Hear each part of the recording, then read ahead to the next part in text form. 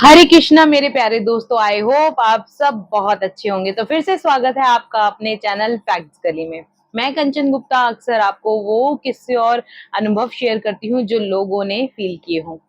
आज की इस वीडियो में कुछ है नया बताने वाली हूँ। क्या है नया? सबसे पहले मैं आपको बताती हूँ, अक्सर मैं आपको वो एक्सपीरियंसेस सुनाती हूँ जो लोगों ने भक्ति में आने के बाद महसूस किए हों। लेकिन इस एक्सपीरियंस में कुछ है नया। क्या है नया?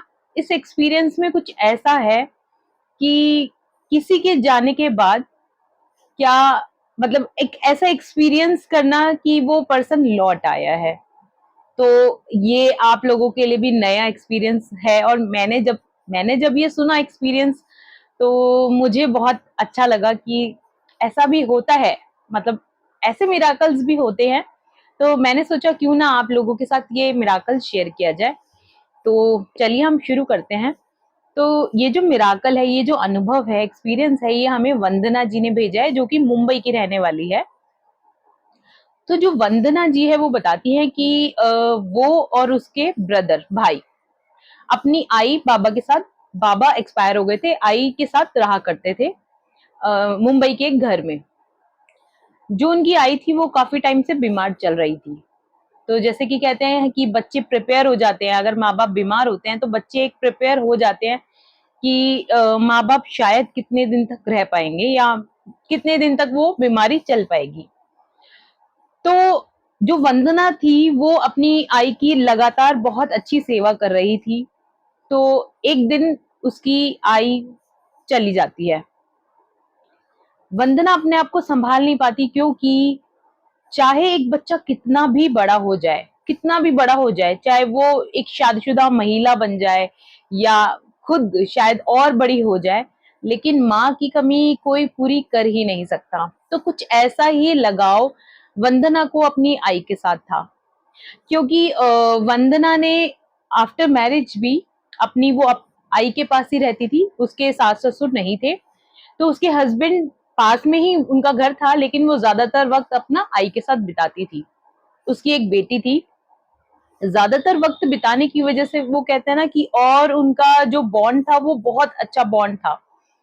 तो अब वंदना के मन में ये ख्याल आ रहे थे कि अब मेरी आई चली गई है, आई जैसा प्यार मुझे कौन ही करेगा। और अगर कहते हैं ना कि एक माँ अपने बच्चों को बहुत अच्छे सजेशन देती है, चाहे वो बेड पर भी होती है एक, लेकिन मोटिवेशनल पावर वो बनी रहती है।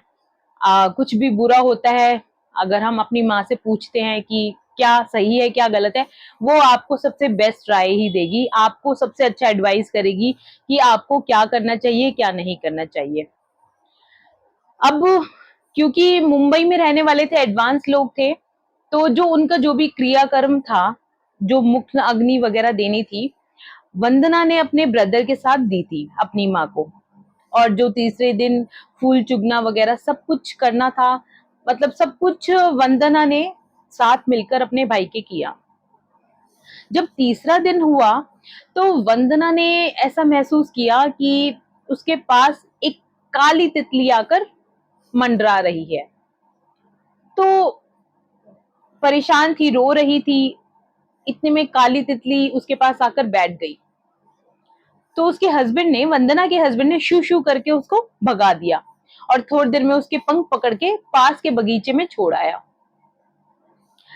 ऐसे ही दिन प्यार में, याद करने में जब कोई चला जाता है, 13 दिन तक कहते हैं, ऐसा कहते हैं, 13 दिन तक उसकी आत्मा वास करती है। अगर आप गरुड़ पुराण अगर आपने सुना हो, कभी देखा हो, तो उसमें भी ये बताया जाता है कि जब भी कोई व्यक्ति मरता है, तो 13 दिन तक उसकी आत्मा आसपास रहती है। और 13 दिन के बाद ये गरुड़ पुराण के पाठ ही कुछ इस वजह से किए जाते हैं, ताकि उस आत्मा को ये समझाया जा सके कि अब तुम्हारे जाने का समय हो चुका है और अब आप तुम प्रस्थान करो अपनी जगह पे। लेकिन एक कोई भी इंसान बहुत जल्दी अपनों से, मतलब नहीं वो छूट पाता है, प्यार में बंध के रह जाता है, बहुत मुश्किल हो जाता है। उन शरीर तो चला जाता है, लेकिन आत्मा का जाना थोड़ा कठिन हो जाता है। तो ऐसे दिन बीतते गए, तो 2-4 दिन में फिर उन्होंने यही नोटिस किया कि एक काली तितली आकर उनके पास बैठ जाती थी। तो ऐसे ऐसे ही दिन चलते गए। वो अपनी आई को याद करके बहुत रोती थी। ऑब्वियसली एक बच्चा जो भी है अपनी आई को याद करके रोएगी। जब 13वीं वाला दिन आया, भोजन का काम चल रहा था, लोगों को वो खाना खिला रही थी, तो इतने ही उनको किसी को बुलाना था, तो वो अपना मेन डोर ओपन करती है। वो जैसे ही अपना मेन डोर ओपन करती है वंदना जी, तो वो काली तितली सामने से आती है और दीवार पे जाके बैठ जाती है। ऐसा लगता है मानो कि ये गेट उन्हीं के लिए खोला गया हो। मन में एक ख्याल सा आता है कि ये काली तितली पहले तो नहीं दिखती थी और ये बार बार हमारे घर में क्यों आ जाती है। मन में एक ख्याल आता है। तो उसके बाद फिर उसके हस्बैंड सोचते हैं कि मतलब जैसे लोग होते हैं ना, बच्चे कहते हैं तितली आ गई तितली आ गई, तो वो पकड़कर फिर बगीचे में छोड़ आते हैं, ये सोचकर कि लगता है कोई तितली गलती से यहाँ आ गई होगी। अब 13 दिन बीत जाते हैं, सब लोग अपने अपने घर चले जाते हैं।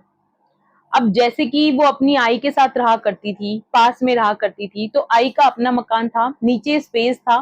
तो आई की उनसे बात हुई थी कि तुम नीचे स्पेस में कोई ट्यूशन सेंटर वगैरह खोल लेना। तो जैसे कि उनकी आई ने बोला, तो वो अब अपने घर में आकर ट्यूशन सेंटर उन्होंने खोल लिया और वहीं पे वो बच्चों को पढ़ाने लगी कुछ ही टाइम के बाद। तो वो देखती है कि बच्चों को वो पढ़ा रही है लास्ट वाले रूम में, और इतने में एक काली तितली, जबकि पीछे बैक साइड का गेट खुला हुआ है, लेकिन वही काली तितली आकर उनके डेस्क पे बैठ गई है। मानो जैसे कि वो तितली उस घर का चप्पा चप्पा जानती हो। और जबकि बाहर दरवाजा खुला हुआ था, लेकिन वो तितली बाहर जाने की बजाय उनके उस डेस्क पे बैठ गई जहां पे वो पढ़ा रही थी।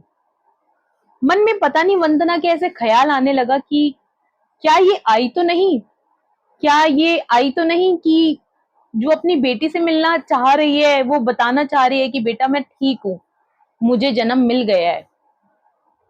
वंदना जी के मन में बड़े ख्याल आते हैं ऐसे। तो वो एक बार के लिए तितली की तरफ मुड़ती है और आवाज लगा के बोलती है कि आई क्या तुम हो। तो अब तितली उनके हाथ पे आके बैठ जाती है। जैसे गूज बम्स होते हैं ना, गूज बम्स आ जाना, ये सोचकर कि ये मेरी बातों को रिस्पॉन्ड कर रही है। तितली उनकी बातों को रिस्पॉन्ड कर रही थी एक्चुअली में। तो ये घटना उनके साथ आगे भी होने लगी। अब कुछ दिनों के बाद उनकी बेटी का बर्थडे सेलिब्रेशन था, जो कि वो बहुत बड़ा नहीं रख रही थी, छोटा सा सेलिब्रेशन रख रही थी। सेम उस दिन भी वो काली तितली आकर बर्थडे वाले दिन उनके पास पहुंच गई।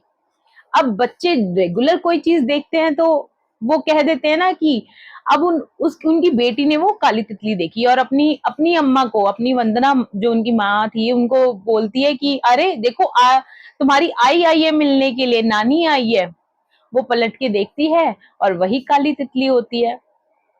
अब वो ये बातें बताती हुई बड़ी इमोशनल हो गई कि मेरे को नहीं पता कि ये मिराकल है, ये कौन सा अनुभव है, कैसा एक्सपीरियंस है, बट हाँ, हम एक ऐसी जगह पे रह रहे हैं, इंडिया है, इंडिया में हमारा जो कल्चर है, हमारा इसमें बहुत कुछ कहा जाता है कि बहुत कुछ है। एक ऐसी दुनिया भी है, मैं आपको डराने की कोशिश नहीं कर रही हूँ, लेकिन शायद शायद काफी लोग जानते हो इन सब चीजों के बारे में कि एक और दुनिया है हमारी इस दुनिया के अंदर, जहां ये सब दिखता है, महसूस होता है। तो एक ऐसा ही एक्सपीरियंस सुनने में हमें मिला। आई होप ये वीडियो आपको अच्छा लगा हो, आपको ये एक्सपीरियंस सुन के कुछ अलग लगा हो। ये एक्सपीरियंस एक उस माँ और बेटी का प्यार का है, जो अलग तो हो गई हैं, लेकिन प्यार अभी भी रह गया है। माँ और बच्चे का प्यार एक ऐसा प्यार होता है कि माँ मरने के बाद भी कई बार वापस आ जाती है, या मरने के बाद भी पूरा जा नहीं पाती है। तो कुछ प्यार इस तरह का था उनका, जो उनके साथ कुछ ऐसी घटना हुई, एक्सपीरियंस उन्होंने किया। बहुत माइंड ब्लोइंग एक्सपीरियंस था, अच्छा भी लगता है सुनकर बहुत। तो अगर आपको एक्सपीरियंस अच्छा लगा हो तो वीडियो में बने रहने के लिए बहुत बहुत शुक्रिया, और ऐसी ही और वीडियो देखने के लिए आप सब्सक्राइब करना ना भूले, बेल बटन को दबाना ना भूले। और अगर आपको ये एक्सपीरियंस अच्छा लगा हो तो जरूर बताएं कमेंट्स के थ्रू। और अगर आप भक्ति वाले ही एक्सपीरियंसेस सुनना चाहते हो तो भक्ति के एक्सपीरियंसेस ही लिखें आप। तो जो भी होगा, मैं क्योंकि जैसे जैसा व्यूअर्स देते रहते हैं, जो भी एक्सपीरियंस देते रहते हैं, सबके अलग अलग एक्सपीरियंसेस होते हैं। किसी के आत्माओं से रिलेटेड है, किसी के भगवान से रिलेटेड है, किसी के मिराकल से रिलेटेड है। बट मेरा काम, मुझे अच्छा लगता है, मैं किसी की लाइफ का ऐसा एक एक्सपीरियंस सुनकर आपको बताती हूँ, तो मुझे बहुत अच्छा लगता है। तो मिलते हैं अगली वीडियो में, तब तक के लिए जय श्री राम।